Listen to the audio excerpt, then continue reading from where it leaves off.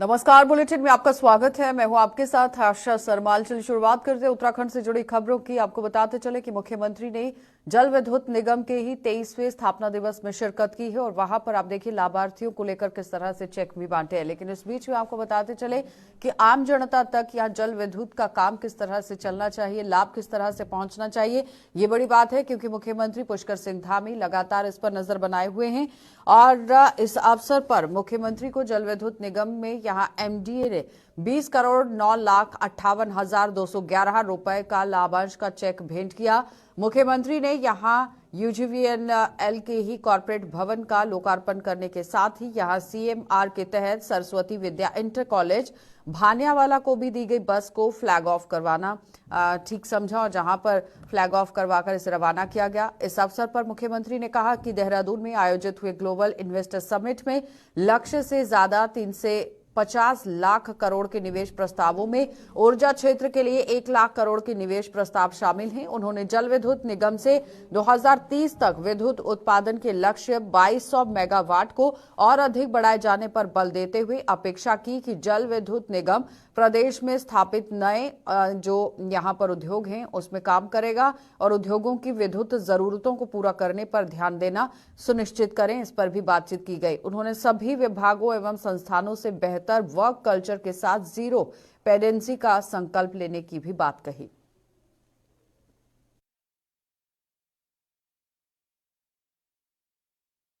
आज यूजेवीएनएल का स्थापना दिवस है और राज्य के अंदर यूजेवीएनएल लगातार बहुत सारी परियोजनाओं पर काम कर रहा है, अच्छी प्रगति भी हो रही है।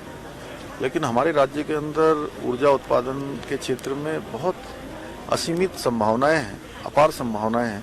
उन संभावनाओं को हमें प्राप्त करना है और उसमें यूजेवीएनएल चूँकि हमारा एक ऐसा निगम है जो लंबा इसको अनुभव भी है, अच्छे कार्मिक भी हैं, अच्छे अनुभवी लोग हैं, तो उनके माध्यम से जो हमारा ऊर्जा प्रदेश का संकल्प है उस संकल्प को पूरा करने के लिए यूजेवीएनएल को लीड लेनी होगी। और मैंने वही सबका आह्वान किया है कि यूजेवीएनएल आगे आकर ऊर्जा प्रदेश बनाने की दिशा में नवाचार और नई चीज़ों को लाकर ऊर्जा उत्पादन की और बेहतर संभावनाओं पर काम करके जो योजनाएं हमारी चल रही हैं उन योजनाओं को जल्दी धरातल पर उतार कर और राज्य में जो हमारा इन्वेस्टमेंट आ रहा है उस इन्वेस्टमेंट के अनुरूप उत्पादन करने का लक्ष्य लेकर आगे बढ़ेगा तो निश्चित रूप से हम प्रगति की।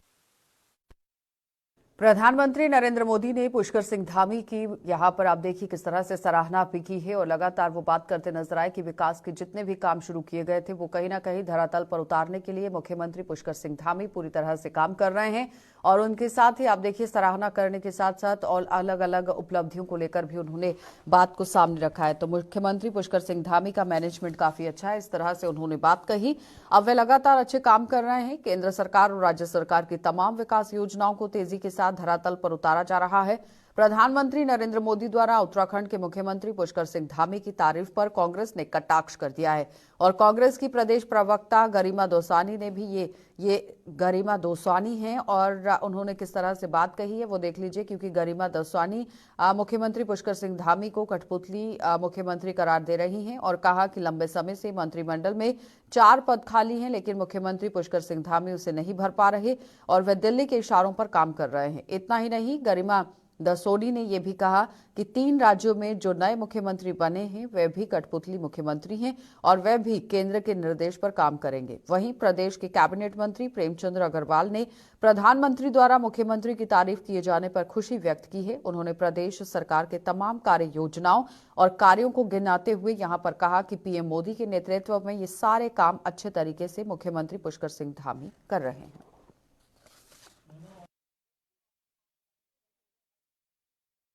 चाहे मुख्यमंत्री धामी की हो, चाहे आप लोगों की हो, कैबिनेट की सिलक्यारा टनल मामले या इन्वेस्टर समिट के मामले में क्या कुछ देखिए, माननीय युवा मुख्यमंत्री आदरणीय धामी साहब के नेतृत्व में हमारा प्रदेश आगे की तरफ बढ़ रहा है, विकास कर रहा है। अनेकों आयाम इस दौरान छुए हैं। उसमें चाहे हमारे सिलक्यारा टनल में जिस तत्परता के साथ, जिस मेहनत के साथ और माननीय मोदी जी के आशीर्वाद के बाद उन 41 मजदूरों को सुरक्षित निकालने की बात हो, सफल इन्वेस्टर समिट की बात हो, या प्रदेश के विकास की बात हो या इसका देवभूमि का वो जो स्वरूप है वो बना रहे उसकी बात हो, इसके लिए माननीय धामी साहब और हमारी सरकार काम कर रही है। और निश्चित रूप से हमारे माननीय मोदी जी का एक स्वभाव है, जो अच्छा काम करता है उसको वो प्रोत्साहित करते हैं, उसको शाबाशी देते हैं। तो मैं उनका अभिनंदन कर रहा हूँ, उनका आभार व्यक्त कर रहा हूँ और उनके मार्गदर्शन में, उनके आशीर्वाद से हमारा उत्तराखंड, जैसा उन्होंने स्वयं ने भी कहा कि तीसरी सदी का ये 21वीं सदी का तीसरा दशक उत्तराखंड का होगा। उनके बिना हम ये कल्पना को साकार होते नहीं देख सकते। उनका आशीर्वाद बना रहे, ये मैं उनके प्रति एक अनुरोध कर रहा हूँ और उनसे प्रार्थना कर रहा हूँ। उनका जिस प्रकार से उत्तराखंड से लगाव है वो बना रहे और हमेशा वो यशस्वी बने रहे, क्योंकि जिस प्रकार से उन्होंने देश और देशवासियों की सेवा की है, उनका भी मैं बहुत स्वागत और अभिनंदन करता हूँ। नहीं, देखिए, जिसको भी कठपुतलियां मिले तो कठपुतली की तारीफ नहीं करेंगे तो और क्या करेंगे। उन्हीं के रहमो करम पर तो धामी जी को एक कुर्सी मिली है। धामी जी कभी मंत्री तक तो रहे नहीं, धामी जी का कोई प्रशासनिक अनुभव नहीं है। धामी जी दिल्ली के इशारों पर काम कर रहे हैं। अपनी कोई एक योजना बताइए ना राज्य सरकार की जो जनहित में हो, प्रदेश हित में हो। सारी जो योजनाएं हैं वो केंद्र पोषित योजनाएं हैं, जिस पर उत्तराखंड सरकार अपनी पीठ थपथपाती हुई दिखाई पड़ रही है। और धामी जी का अपना तो कुछ नहीं है, निर्णय लेने तक की क्षमता नहीं है। 2 सालों से 4 पद खाली पड़े हुए हैं मंत्रिमंडल के, वो तक भरने की जिनमें कुब्बत ना हो। वो मुख्यमंत्री एक पपेट के अलावा और कुछ नहीं है। और प्रधानमंत्री को और क्या चाहिए? अपने हाथों में खेलने के लिए कठपुतलियां आप देखिए 3 वहां बना दी। छत्तीसगढ़, राजस्थान और मध्य प्रदेश में भी वही किया है कि जिनका कोई जनाधार नहीं, जिनका कोई अस्तित्व नहीं, उन लोगों को मुख्यमंत्री बनाकर अपने इशारों पर नचाना मोदी जी अच्छे से जानते हैं, इसीलिए तारीफ करते रहते हैं।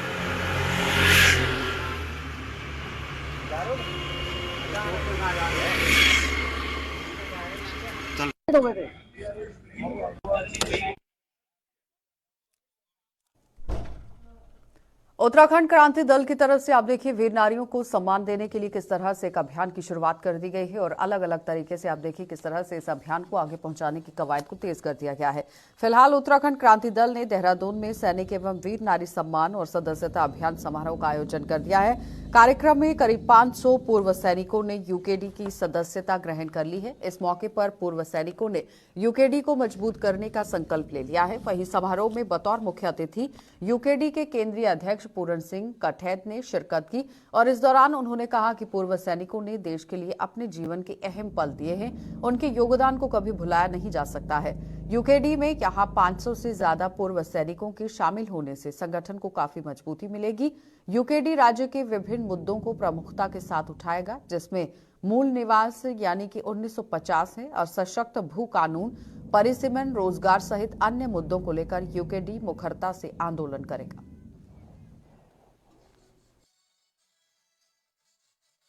वीर नारियां थी, अवार्ड विनर्स थे, कुछ ऐसे अचीवर्स जिन्होंने जिंदगी में बढ़ चढ़ के काम किया है, उन सबको यहाँ पर ऑनर किया गया और उसके बाद उन सबको यहाँ पर पार्टी की सदस्यता दी गई। बहुत भव्य प्रोग्राम था ये। इसमें तकरीबन मेरे हिसाब से 500-600 लोग इसमें जिन्होंने भाग लिया और इसमें हमने वीर नारियों को, हमने जो अवार्ड विनर्स थे उनको और जो बच्चे या जो अचीवर्स थे लाइफ में, उनको यहाँ पर ऑनर किया और बहुत ही सुंदर प्रोग्राम रहा। लोगों ने बढ़ चढ़ कर भाग लिया। हमारे अध्यक्ष जो हैं उत्तराखंड क्रांति दल के पूरण सिंह कठैत, उन्होंने भी सबको संबोधित किया और बताया कि आने वाले समय में अगर उत्तराखंड क्रांति दल जब सरकार बनाएंगे तो क्या क्या हमारी विचार है, क्या क्या हमारे रूपरेखा है काम करने का, उसके बारे में लोगों को बताया। आने वाले समय में हमारी ये कोशिश रहेगी कि हम ज़्यादा से ज़्यादा एक्स सर्विसमैन जो हैं उनको अपने साथ जोड़ें और जैसे मैंने अपनी स्पीच में भी कहा था कि एक्स सर्विसमैन हम उनको मानेंगे जिन्होंने भी सरकार की बेल्टेड नौकरी की है, चाहे वो बीएसएफ हो, सीआरपी हो, आईटीबीपी हो, उत्तराखंड पुलिस हो, फायर ब्रिगेड वाले हों, होमगार्ड हो, इन सबको अपने साथ जोड़ेंगे ताकि हमारा संगठन मजबूत हो और हम एक दिन यहाँ पर सरकार बना सकें। हाथ है देहरादून में अभी तो श्रीनगर, पौड़ी, गोपेसर, चमोली, रुद्रप्रयाग, कर्णप्रयाग, अल्मोड़ा, पिथौरागढ़ से प्रत्येक जगह से घंटियां आ रही। हम प्रत्येक जिले में जाके पूरा इससे भी भव्य सैनिक सम्मेलन करेंगे। तो शुरुआत का मामला है और पूरे सैनिक जो है बहुत भारी संख्या में उत्तराखंड क्रांति दल से जुड़ने के लिए बिल्कुल तैयार बैठे हैं। सब समझ चुके हैं, सब पढ़े लिखे हैं कि ये बारी बारी के चक्कर में उत्तराखंड का कितना अहित हो चुका है। अब हम सहन नहीं करेंगे। बिल्कुल उनको इतनी दूर न बुला करके उनके पास जाएंगे, गोपेश्वर में जाएंगे तो अल्मोड़ा में जाएंगे, पिथौरागढ़ में जाएंगे, मुंशियारी जाएंगे, धारचूला तक जाएंगे, उनके नजदीक जाएंगे, अपनी बातें रखेंगे उत्तराखंड में। वो समझ चुके हैं आप, ये बारी बारी वाला मामला अब अगले 2027 में बिल्कुल नहीं चलेगा। बारी बारी अब खत्म होने वाली है।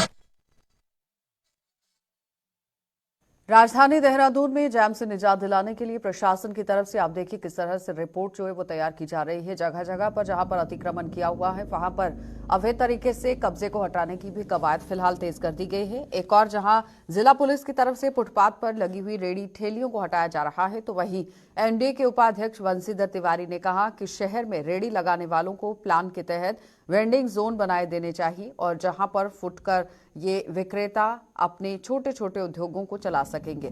तो गौरतलब है कि दिसंबर महीने में हुए इन्वेस्टर समिट के दौरान शहर में वाहन संचालन की स्थिति बेहतर रही है, तो लोगों को जैम से छुटकारा मिला है। इसी को ध्यान में रखते हुए ये पूरी कवायद तेज कर दी गई है।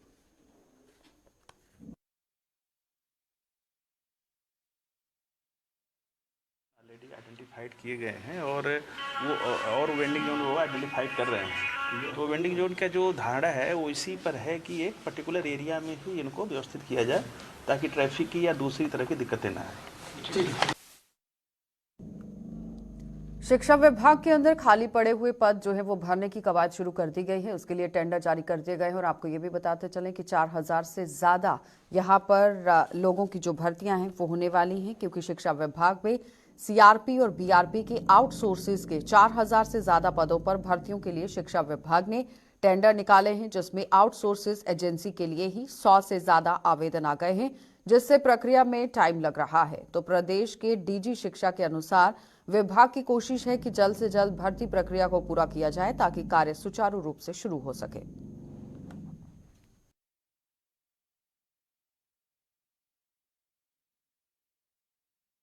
करने वाले हैं, क्या उसकी अभी तक तैयारी है, क्या हम उसको अभी तक वो करने जा रहे हैं, कब तक जो है देखिए उसका हमने टेंडर निकाल दिया आउटसोर्सिंग एजेंसी के लिए और जो आवेदन आए हैं उसका अभी परीक्षण का काम किया जा रहा है। लगभग 100 से ज़्यादा उसमें जो हमारी फर्म्स हैं उन्होंने उसमें आवेदन किया हुआ है। तो चूँकि ज़्यादा फर्म्स ने किया है तो उसके जो कागजात उनके परीक्षण में समय लगेगा, तो उसके बाद फिर हम फाइनल पे जाएंगे।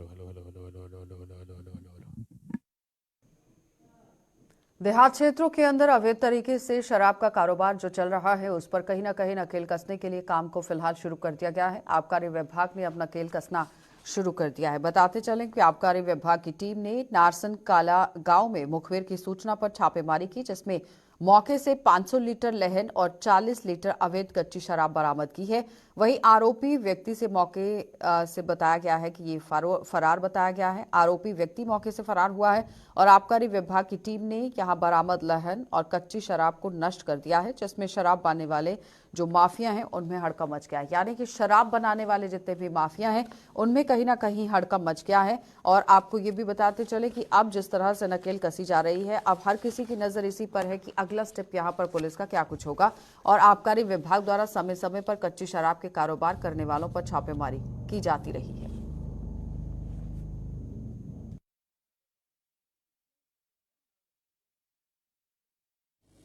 रात में मैं अपने मुखबिर की सूचना से मिली कि नगला नारसन कला के गांव में के जंगल में कोई भट्टी चला रहा कच्ची शराब की। तो हमने उसी की तैयारी करते हुए अपने स्टाफ के साथ संदिग्ध जहां हमें जगह बताई गई थी उस पर छापा मारा। वहां हमें भट्टी चलती हुई और दूर से लाइट जलती हुई दिखाई दी, तो हमने जांच लिया कि यहाँ वास्तव में भट्टी चल रही है। जैसे ही हमारी मोबाइल की टॉर्च जली, हमने रास्ते में जलाई, तो जो संदिग्ध व्यक्ति था वो देख के वहाँ से भाग गया और हम मौके पे पहुँचे तो देखा तो वहाँ से भट्टी चल रही। कितने लीटर शराब पकड़े अपने कच्चे और लहन कितना नष्ट किया? लहन था लगभग 500 लीटर के आसपास। एक प्लास्टिक की जो टंकी थी वो नीचे गाड़ रखी थी, उसे खोद के निकाला गया और जो उसमें भट्टी में जो लहन चढ़ा हुआ था जिससे शराब निकाली जा रही थी वो कुल मिला के 500 लीटर के आसपास होगा। इसमें और कोई कितने लोग थे, क्या कोई अभी तक गिरफ्तार वगैरह? हमें ऐसा लगा कि रात के अंधेरे में ऐसा लगा कि कोई आदमी वहाँ से लंबा गन्ने के खेत में भागा और एक ही आदमी हमें दिखाई दिया। हम उसकी तलाश कर रहे हैं, जैसे ही पता लगेगा कार्रवाई। भारतीय जनता पार्टी के वरिष्ठ नेता यहां श्यामवर सैनी को एक बार फिर से राज्य मंत्री बनाए जाने पर आप देखिए किस तरह से बधाइयों का सिलसिला शुरू हो चुका है और इनके घर के अंदर आवास पर आप देखिए तांता लग रहा है। बताते चले कि यहां पर एक बार फिर से राज्य मंत्री इन्हें बनाया गया है। वहीं गन्ना विकास सलाहकार समिति के उपाध्यक्ष श्यामवर सैनी ने कहा कि जल्द ही किसानों के हितों में यहां गन्ना मूल्य की घोषणा की जाएगी और आपदा के दौरान जिन किसानों को किसी कारण उचित मुआवजा नहीं मिल पाया था उन्हें उनकी बर्बाद हुई फसल का मुआवजा दिलाने का प्रयास किया जाएगा। उन्होंने कहा कि उत्तराखंड में मुख्यमंत्री धामी और केंद्र में प्रधानमंत्री नरेंद्र मोदी की सरकार में किसी भी गरीब मजदूर या किसान को दिक्कत नहीं आने दी जाएगी।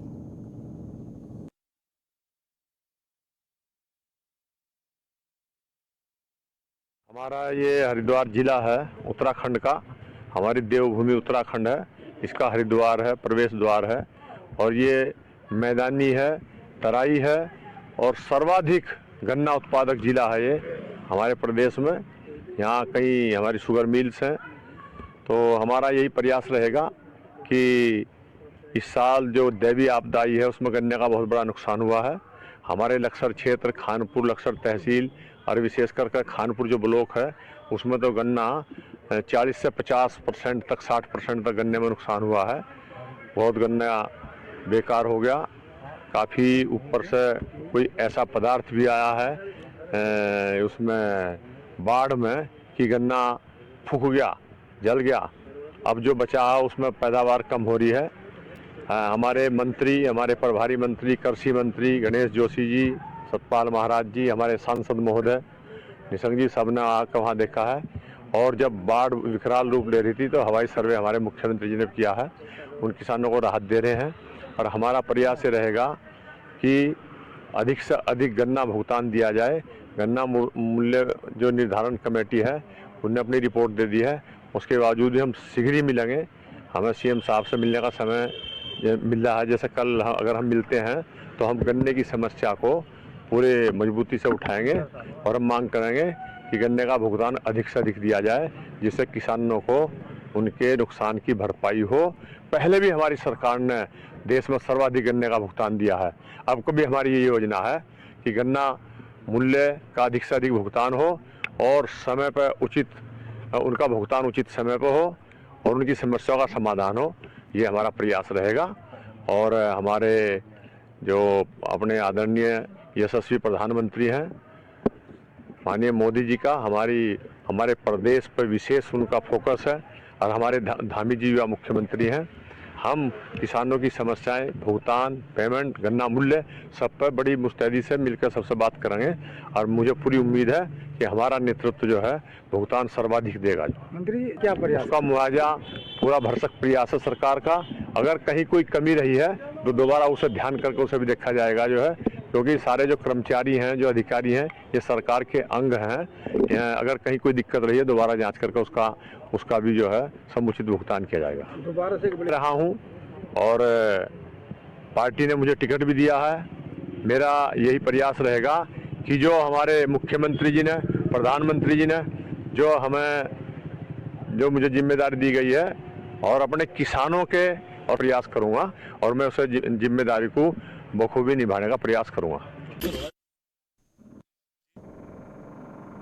रुड़की कोतवाली क्षेत्र के अंतर्गत आने वाला इलाका आप देखिए किस तरह से चोरों का बोलबाला इसमें देखने को मिल रहा है, जहां पर एक बड़ी घटना चोरों की तरफ से दी गई है अंजाम। और साथ ही साथ आपको ये बताते चले कि एटीएम के अंदर ये बड़ी लूट हुई है, जिसमें एटीएम की मशीन को काट दिया गया है और उसके बाद कैश को लूटकर ये मौके से फरार हो गए हैं। लेकिन फिलहाल बताते चलें कि ये सीसीटीवी फुटेज पूरी तरह से वायरल हो रही है और जिसमें सीसीटीवी फुटेज के अंदर ही ये साफ नजर आ रहा है कि चोरों द्वारा एक एटीएम को काटकर उसके पास आप देखिए जाकर किस तरह से यहाँ पर कार ले जाई गई है और उसके बाद पूरा कैश जो है वो लूट लिया गया है। इस घटना की सूचना मिलते ही पुलिस ने मौके पर पहुंचकर मामले की तहकीकात शुरू कर दी है। पुलिस आसपास के सभी सीसीटीवी कैमरा को खंगालने में जुट गई है और एसपी देहात स्वप्न किशोर सिंह के अनुसार सभी पहलुओं को मद्देनजर रखते हुए जांच की जा रही है और जल्द ही मामले का खुलासा कर दिया जाएगा।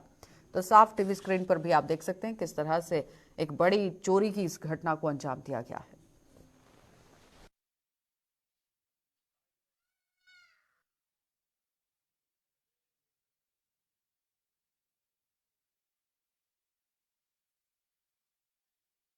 ढेरा में एटीएम को कट करके कैश चोरी की घटना को अंजाम दिया गया है। इस संबंध में सभी संभावित पहलुओं से जानकारी जुटाई जा रही है। आसपास के सीसीटीवी फुटेज खंगाले जा रहे हैं। घटना में एक स्कॉर्पियो गाड़ी के इस्तेमाल की बात सामने आई है। 4-5 लोग इसमें शामिल हो सकते हैं, ये बात भी सामने आई है। सभी संभावित पहलुओं से साक्ष्य संकलन की कार्रवाई कर अनावरण हेतु प्रयास किया जा रहा है। पुलिस के वरिष्ठ अधिकारी की तरफ से उधम सिंह नगर के अंदर आप देखिए नशे के खिलाफ किस तरह से अभियान को छेड़ दिया गया है और नशे का कारोबार करने वाले लोगों के खिलाफ भी पूरी तरह से शिकंजा कसने की कोशिश की गई है। वरिष्ठ पुलिस अधीक्षक उधम सिंह नगर द्वारा नशे के विरुद्ध विशेष अभियान चलाए जा रहे हैं और इस अभियान के तहत नशा कारोबारियों के खिलाफ लगातार कार्रवाई की जा रही है। इसी क्रम में कोतवाली जसपुर पुलिस द्वारा दवाइयों की दुकान करने वाले एक व्यक्ति को गिरफ्तार कर उसके कब्जे से प्रतिबंधित दवाइयां बरामद की है। गिरफ्तार व्यक्ति की पहचान राजकुमार के रूप में की गई, जो मोहल्ला जुल्हान में मेडिकल स्टोर चलाता है। और इस मामले में क्षेत्राधिकारी काशीपुर वंदना वर्मा ने बताया कि कुछ दिनों से पुलिस को लगातार क्षेत्र में प्रतिबंधित दवाइयों के कारोबार की सूचना मिल रही थी, जिसका संज्ञान लेते हुए कार्रवाई की गई और मोहल्ला जुलाहान से ही यहां राजकुमार नाम के व्यक्ति को नशीली प्रतिबंधित दवाइयों के साथ गिरफ्तार कर लिया गया।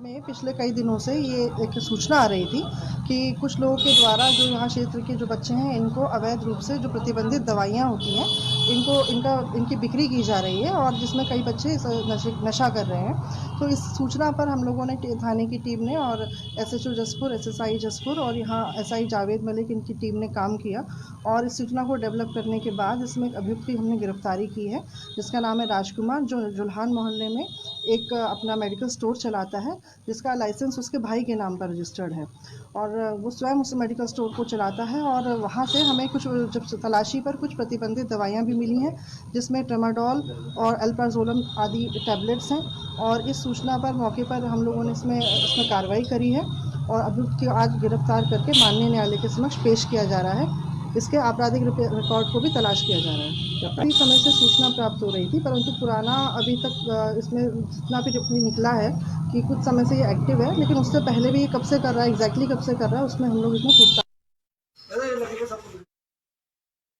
चलिए बुलेटिन में फिलहाल इतना ही। देश और दुनिया की खबरों के लिए आप बने रहिए गुलिस्तान न्यूज के साथ।